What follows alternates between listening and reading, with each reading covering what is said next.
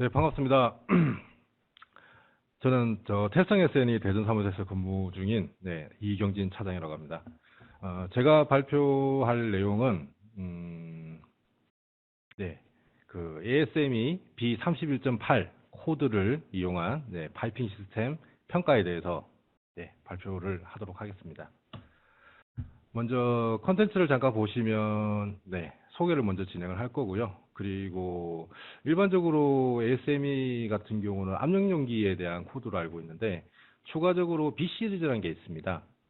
B 시리즈 같은 경우는 뭐 대표적으로 B1번 같은 경우는 볼팅 머터리얼에 대한 내용을 다루고 있고요. 그리고 16번 같은 경우는 플랜지, 여러 가지 타입의 플랜지에 대한 내용을 다루고 있습니다. 그리고 B31 코드 같은 경우는 주로 이제 파이핑을 내용으로 다루고 있는데 제가 주 내용으로 잡은 코드는 31.8번입니다. 전체적으로 31 코드에 대해서 간략하게 언급을 드리고 그리고 31.8 코드에 대해서 상세하게 설명을 드리도록 하겠습니다. 먼저 B31 코드입니다. 31 코드 같은 경우는 보시는 바와 같이 8종으로 구성되어 있습니다. 먼저 31.1 그리고 31.3 일반적으로 파워 파이핑이랑 프로세스 파이핑을 가장 많이 사용을 하는데요. 저는 이 코드와 연관된 ACT 익스텐션을 설명드리기 위해서 이번 시간에는 8번에 대해서 설명을 드릴 거고요. 각각에 대한 그 분류 기준은 다음 페이지에서 설명을 드리도록 하겠습니다. 자, 그럼 여러 가지 파이핑의 종류가 있을 거고 여러 가지 조건이 있을 건데 그 파이핑 종류에 대해서 도대체 그러면 어떤 코드를 적용을 해서 평가를 해야 되는지에 대한 설명이 B31.5 Non-Mandatory Appendix C 부분에 설명이 되어 있습니다. 자, 먼저 31.1 파워 파이핑입니다. 요거는 뭐 고객분들께서도 뭐 대다수 보유를 하고 계실 거고요. 그리고 캐피 코드에서도 31.1 같은 경우는 많이 사용을 하기 때문에 MG라는 분류 기준을 둬서 31.1과 동일한 내용을 설명을 하고 있습니다.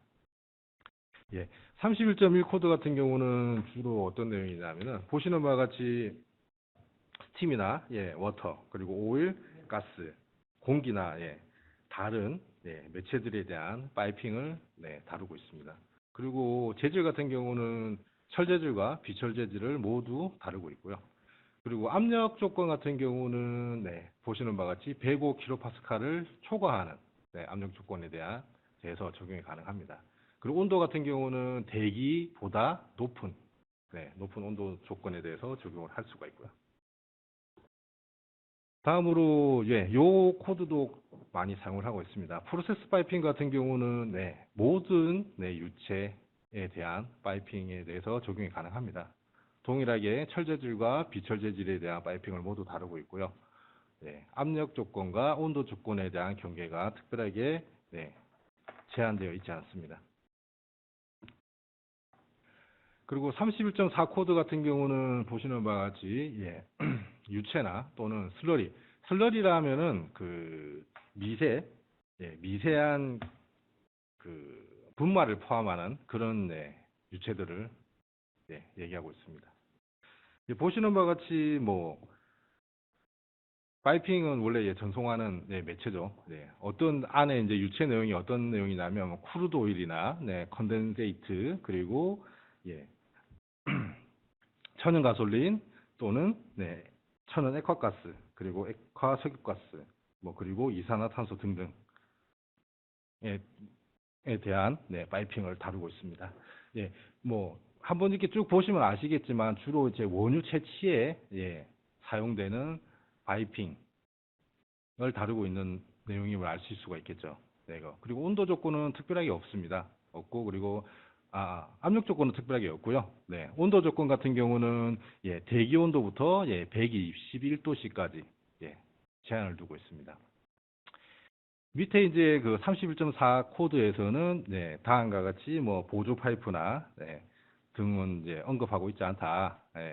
요 내용은 다른 요 부분에 대한 내용은 적용을 할 수가 없다는 내용으로 알고 계시면 될 것 같고요. 이게 간단하게 여기 보면 이제 뭐 상식적으로, 네, 상업적으로 보시는 바와 같이 예, 탄화수소를 어떻게 구분하고 있는지 간단하게만 언급드리고 넘어가도록 하겠습니다.